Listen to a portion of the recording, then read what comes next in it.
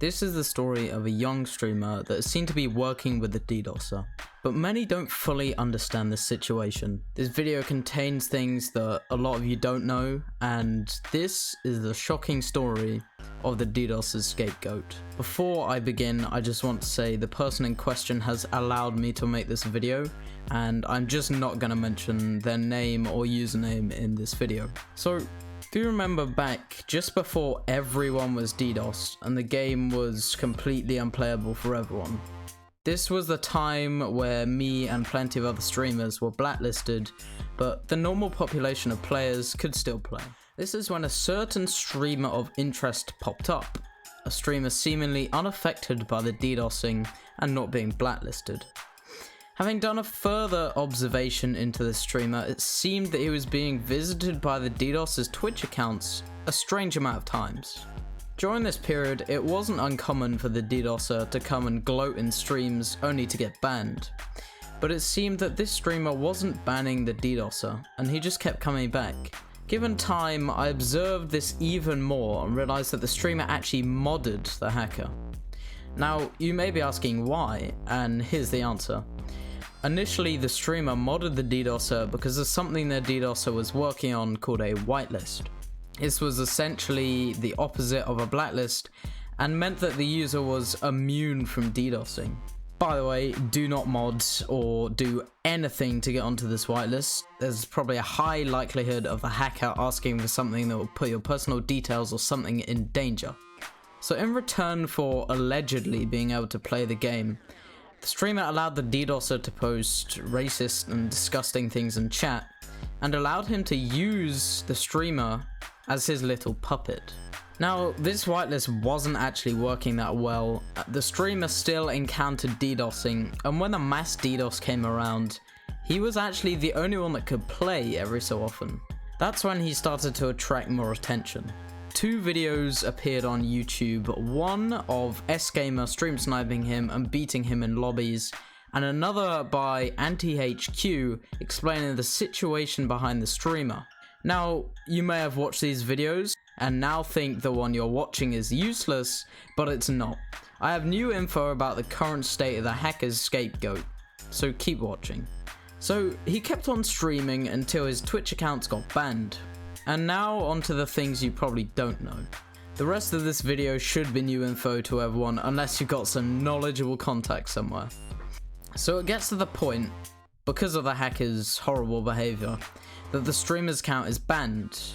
And at this point, the streamer had been in private message contact with a hacker and was being strung along. The hacker was acting like it was his game and saying stuff to the young streamer such as that he was his spy and kept making others jealous of your privileges and that he was the chosen one. This disgusting behavior was displayed to almost groom the streamer and make him some sort of scapegoat. And now to the scary part. The streamer had his IP banned by Twitch after making new accounts which got banned, which is a fairly common thing to do with Twitch if you get multiple bans. So the hacker made accounts for the streamer to stream from, and you may be thinking, what's wrong with that? It seems okay, right? No. When someone logs onto a Twitch account from a new location, an email is sent to the maker of the account containing the IP address and the location of the new origin of sign-in. This means it's highly likely that the hacker has 1. The IP, 2. The location, and 3. More personal information about this streamer. I will stress again that this streamer is young and this is actually quite scary of the situation that he's in. However, the streamer is not to be blamed for this. How is he to know what's happening? He just wanted to play his favorite game like us and fell into the trap of being pulled in by the hacker. The streamer seemed to have disappeared once the DDoS attacks stopped happening and was obviously followed by a long break in DDoS attacks. Just like the Twitch accounts the hacker used, they went kind of offline for the amount of time where the DDoS wasn't happening. But now, they're back, along with the DDoS that's now happening. The streamer started one of his streams 3 days ago and was also visited by one of the Ddosers' new accounts. And now on to how he's being used as a scapegoat. The hacker uses the streamer as a community punching bag, so to speak. He tells the streamer it's all a game and that he needs to keep making others jealous and rat out other streamers because it's fun and that he's the chosen one, just so the community fall into the trap of blaming the streamer for everything bad happening. It's not uncommon for people to find someone to blame, it's just human nature, and the easy person to blame is the streamer. And I'll admit that even I fell into this trap and commented that he was fully aware of his actions, which I guess holds a bit of truth, but after speaking to him and listening into one of his streams, it's clear that he's just as much as a victim as us.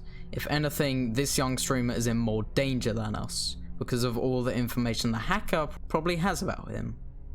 So that is the story of the Ddosers scapegoat, and if you ever see a streamer showing off the Ddoser in his chat, please don't send hate to him. Yes, it is wrong to show off the Ddoser and act in this way, and I highly recommend you do not do this. You'll be putting yourself at risk, and you'll be putting your reputation definitely at risk. But this stream is in a bad spot, and we need to help as much as we can.